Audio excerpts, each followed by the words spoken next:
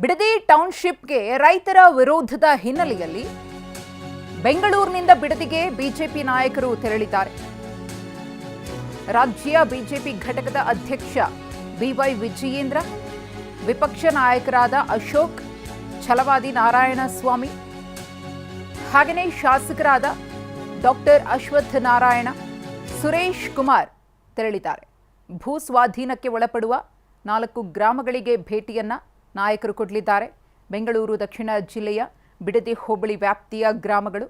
Bidadi township ವಿಚಾರಕ್ಕೆ ಸಂಬಂಧಪಟ್ಟಂತೆ ತೀವ್ರ ಆಕ್ರೋಶ ವ್ಯಕ್ತವಾಗ್ತಾ ಇದೆ. ರೈತರು ವಿರೋಧಿಸ್ತಾ ಇದ್ದಾರೆ. ವಿರೋಧದ ನಡುವೆಯೂ ಕೂಡ ರಾಜ್ಯ ಸರ್ಕಾರ ಅಧಿಸೂಚನೆಯನ್ನು ಹೊರಡಿಸಿದೆ. ಮೊದಲ ಹಂತದಲ್ಲಿ ಸ್ವಾಧೀನಪಡಿಸಿಕೊಳ್ಳುವಂತಹ ಭೂ ವಿಚಾರಕ್ಕೆ ಸಂಬಂಧಪಟ್ಟಂತೆ ತೆಗೆದುಕೊಂಡಿರುವ ಕ್ರಮವನ್ನು ವಿರೋಧಿಸಿ ಪ್ರತಿಭಟನೆ ತೀವ್ರ ಸ್ವರೂಪವನ್ನು ಪಡಿತಾ ಇದೆ. ರೈತರ ಹೋರಾಟಕ್ಕೆ ನಾವು ಕೂಡ ಕೈ ಜೋಡಿಸ್ತೀವಿ ಅಂತ ಹೇಳಿ ಬಿಜೆಪಿ ನಿಯೋಗ 4 ಗ್ರಾಮಗಳಿಗೆ ಭೇಟಿಯನ್ನ ನೀಡ್ತಾ ಇದೆ. ಬಿಡದಿ ಟೌನ್ಶಿಪ್ ವಿರೋಧಿಸಿ ರೈತರ ಪ್ರತಿಭಟನೆ ಹಿನ್ನೆಲೆ ಮೈಸೂರು ಬೆಂಗಳೂರು ಹೆದ್ದಾರಿಯಲ್ಲಿ ಸಾಲು ಸಾಲು ಪೋಸ್ಟರ್ಗಳನ್ನು ಹಾಕಲಾಗಿದೆ. ಬಿಜೆಪಿ ಮತ್ತು ಜೆಡಿಎಸ್ ನಾಯಕರ ವಿರುದ್ಧವೇ ಸಾಲು ಸಾಲು ಪೋಸ್ಟರ್. ಕಾಂಗ್ರೆಸ್ ಕಾರ್ಯಕರ್ತರು ಪೋಸ್ಟರ್ ಅಂಟಿಸಿರುವ ಆರೋಪ ಕೇಳಿಬಂದಿದೆ. ಬಿಜೆಪಿ ನಿಯೋಗ ಭೇಟಿಗೆ ವ್ಯಂಗ್ಯದ ಧಾಟಿಯಲ್ಲಿ ಪೋಸ್ಟರ್ ಮೂಲಕ ಸ್ವಾಗತವನ್ನ ಕೋರಲಾಗಿದೆ. ಎಚ್ಡಿಕೆ, ನಿಖಿಲ್, ಅನಿತಾ ಕುಮಾರಸ್ವಾಮಿಯವರ ವಿರುದ್ಧ ಪೋಸ್ಟರ್. ಬಿಡದಿಯ ವಿವಿಧೆಡೆ ಪೋಸ್ಟರ್ಗಳನ್ನು ಅಂಟಿಸಿ ವ್ಯಂಗ್ಯ ರೀತಿಯಲ್ಲಿ ಆಕ್ರೋಶವನ್ನು ವ್ಯಕ್ತಪಡಿಸ್ತಾ ಇದ್ದಾರೆ. ಇವತ್ತು ಪ್ರತಿಭಟನಾ ಸ್ಥಳಕ್ಕೆ ಬಿಜೆಪಿ ನಿಯೋಗ ಭೇಟಿ ನೀಡ್ತಾ ಇದೆ. ಗಮನಿಸ್ತಾ ಇದ್ದೀರಿ ಯಾವ ರೀತಿಯಾಗಿ ಪೋಸ್ಟರ್ಗಳನ್ನು ಹಾಕಲಾಗಿದೆ ಅಂತ ಹೇಳಿ. ಈಗಾಗಲೇ ವಿಪಕ್ಷ ನಾಯಕ ಆರ್ ಅಶೋಕ್ ಅವರ ನೇತೃತ್ವದಲ್ಲಿ ಬಿಜೆಪಿ ನಿಯೋಗ ಆಗಮಿಸಿದೆ.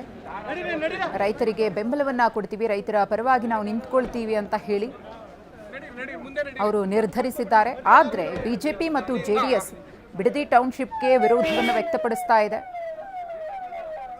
ಅವರ ವಿರೋಧಕ್ಕೇನೆ ಅಥವಾ ಅವರ ನಡೆಗೆನೆ ರೈತರು ಇಲ್ಲಿ ಆಕ್ರೋಶವನ್ನು ವ್ಯಕ್ತಪಡಿಸುತ್ತಿದ್ದಾರೆ ಅನ್ನೋ ಮಾತುಗಳು ಕೇಳಿ ಬರ್ತಾ ಇದೆ. ಪೋಸ್ಟರ್ಗಳನ್ನು ರೈತರು ಅಂಟಿಸಿದ್ದಾರೆ ಅಂತ ಹೇಳಲಾಗ್ತಾ ಇತ್ತು. ಆದರೆ ಇಲ್ಲಿ ಬಿಜೆಪಿ ಮತ್ತು ಜೆಡಿಎಸ್ ಮಾಡ್ತಾ ಇರುವ ಆರೋಪ ಏನಂದ್ರೆ, ಆ ಪೋಸ್ಟರ್ಗಳನ್ನು ಅಂಟಿಸಿರೋದು ರೈತರಲ್ಲ, ಕಾಂಗ್ರೆಸ್ನ ಕಾರ್ಯಕರ್ತರು ನಮ್ಮ ಹೋರಾಟಕ್ಕೆ ಅಡ್ಡಿಪಡಿಸುವ ನಿಟ್ಟಿನಲ್ಲಿ ಈ ರೀತಿ ಪ್ಲಾನ್ ಮಾಡಿಕೊಂಡಿದ್ದಾರೆ, ಪೋಸ್ಟರ್ ಖಯಾಲಿಯನ್ನು ಶುರು ಹಚ್ಕೊಂಡಿದ್ದಾರೆ ಅಂತ ಹೇಳಿ ಬಿಜೆಪಿಯವರು ಜೆಡಿಎಸ್ನವರು ತಿರುಗೇಟನ್ನು ಕೊಡ್ತಿದ್ದಾರೆ.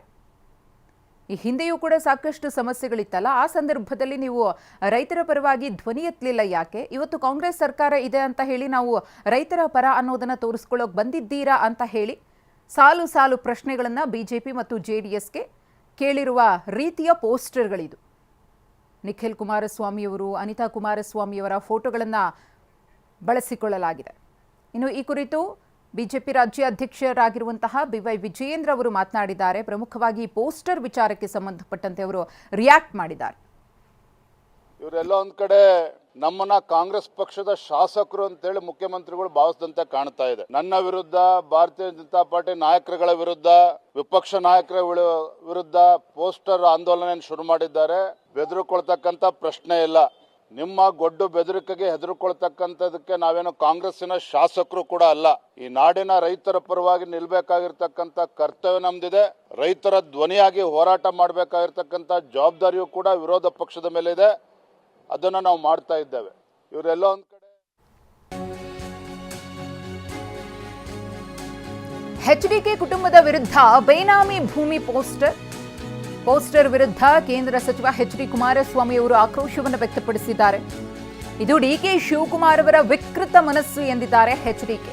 ಈ ವ್ಯಕ್ತಿ ಸಿಎಂ ಆದ್ಮೇಲೂ ಕುರ್ಚಿಗೆ ಗೌರವ ಬೇಡವಾ? ಪೋಸ್ಟರ್ ಹಾಕೊಂಡು ಅಪಪ್ರಚಾರ ಮಾಡ್ತಿದ್ದಾರೆ ಅಂತ ಕುಮಾರಸ್ವಾಮಿ ಕಿಡಿಕಾರಿದ್ದಾರೆ. ನಾನು ಯಾವುದೇ ಕಾರಣಕ್ಕೂ ನಂದು ತೆರೆದ ಪುಸ್ತಕ. ಎಲ್ಲ ವಿಷಯಗಳು ನನ್ನ ಕಾರ್ಯಕರ್ತರಿಗೂ ಗೊತ್ತು, ಜನತೆಗೂ ಗೊತ್ತಿದೆ. ಅದರಿಂದ ನಾನು ಇದಕ್ಕೆಲ್ಲ ಇಂಥ ಬೆದರಿಕೆಗೆ ಹೆದರ್ತಕ್ಕಂಥ ಪ್ರಶ್ನೆ ಇಲ್ಲ. ಈ ಪೋಸ್ಟ್ಗಳಿಗೆ ಹೆದರ್ತಕ್ಕಂಥ ಪ್ರಶ್ನೆ ಇಲ್ಲ. ಜನಗಳ ಮುಂದೆ ನಮ್ಮ ಪಕ್ಷದ ಹೋರಾಟ ಏನಿದೆ ಜನಗಳಿಗೋಸ್ಕರ, ರೈತರಿಗೋಸ್ಕರವಾಗಿ ನನ್ನ ಹೆಸರನ್ನ ಹೇಳ್ತಾರೆ ಪದೇ ಪದೇ.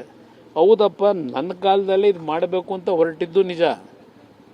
ನಾನು ಮಾಡಲೇಬೇಕು ಅಂತಿದ್ರೆ 2ನೇ ಬಾರಿ ಮುಖ್ಯಮಂತ್ರಿ ಆದಾಗ ತಕ್ಷಣ ನಾನು ಕ್ರಮ ತಗೋತಿದ್ದೆ. ಆ ರೀತಿ ಇದ್ದಿದ್ರೆ ಯಾತಕ್ಕೆ ನಾನು 2ನೇ ಬಾರಿ ಇದ್ನಲ್ಲ, ಯಾಕೆ ಮಾಡಲಿಲ್ಲ? ಮಾಡೋದಾಗಿದ್ರೆ ಆಗ ಮಾಡಿಬಿಡುವೆ. ನನ್ನ ಹೆಸರನ್ನ ಹೇಳ್ಕೊಂಡು ದುಡ್ಡು ಹೊಡೆಯೋ ಕೆಲಸಕ್ಕೆ, ಭೂಮಿ ಲಪಟಾಯಿಸೋ ಕೆಲಸಕ್ಕೆ ಇವತ್ತು ನನ್ನ ಹೆಸರನ್ನು ಉಪಯೋಗ ಮಾಡ್ಕೊಂಡು ಹೊರಟವ್ರೆ. ಏನಾದರೂ ಉದ್ದೇಶ, ಒಳ್ಳೆ ಉದ್ದೇಶ ಇದ್ದರೆ ಬೆಂಬಲ ಕೊಡೋದ. ಯಾವುದರಲ್ಲಿ ಇವ್ರಿಗೆ ಒಳ್ಳೆ ಉದ್ದೇಶ ಇದೆ? ಯಾವುದೇ ಒಂದು ಕೆಲಸ ಮಾಡಬೇಕು ಅಂದರೆ ದುಡ್ಡೇ ನೋಡ್ತಾರೆ. ಇಂಥ ವ್ಯಕ್ತಿ ಬಗ್ಗೆ ನಾನು ಎಷ್ಟು ಸಲ ಮಾತಾಡಲಿ? ಅದು ಅಷ್ಟೇ ವಿಕೃತ ಮನಸ್ಸು. ಅದು ಹೇಳದ್ನಲ್ಲ, ಇದು ಮೊದಲಿಂದಲೂ ಬಂದಿರೋದು ಇದರಲ್ಲೇ. ಈ ಕೈಯಲ್ಲಿ ಬಂದಂಥ ವ್ಯಕ್ತಿ ಈಗಲೂ ಇದನ್ನೇ ಮುಖ್ಯಮಂತ್ರಿ ಆದಮೇಲಾದರೂ ಆ ಮುಖ್ಯಮಂತ್ರಿಯ ಕುರ್ಚಿಗಾದರೂ ಗೌರವ ಬೇಡವಾ? ಈ ರೀತಿ ಪೋಸ್ಟ್ಗಳು ಹಾಕೊಂಡು ಇವತ್ತು ಪ್ರಚಾರ ಮಾಡ್ಕೊಂಡು ಅಪ್ರಚಾರ ಮಾಡ್ಕೊಂಡು ಅಶೋಕ್ ಅವ್ರ ಮೇಲೆ, ಅಲ್ಲಿಂದ ವಿಜೇಂದ್ರ ಮೇಲೆ, ಅಲ್ಲಿಂದ ನಾರಾಯಣ ಸ್ವಾಮಿ ಮೇಲೆ ತಪ್ಪು ಮಾಡಿದರೆ ಮುಖ್ಯಮಂತ್ರಿ ಆ್ಯಕ್ಷನ್ ತಗೊಳ್ಳೋಕೆ ಹೇಳಿ ಅಧಿಕಾರಿಗಳಿಗೆ. ಪೋಸ್ಟ್ನಲ್ಲಿ ಸುಮ್ಮನೆ ಹಾಕೊಂಡು ಪಾಪ ಇಲ್ಲಿಯವರೆಗೆ ಕಾಂಗ್ರೆಸ್ನ ಮಂತ್ರಿಗಳು, ಶಾಸಕರದೇ ನಡೆದೋಯ್ತು, ವಿಧಾನಸಭೆ ಕಲಾಪದಲ್ಲಿ ನಡೆದೋಯ್ತು, ಮತ್ತವ್ರನ್ನ ಬಾಯ ಮುಚ್ಚಿಸಿದ್ರು. ಸದ್ಯ ಹೇಳ್ತೀವಿ ಅಂತೇಳಿ ಬಾಯ ತೆಗಿಲಿಲ್ಲ ಅವರು.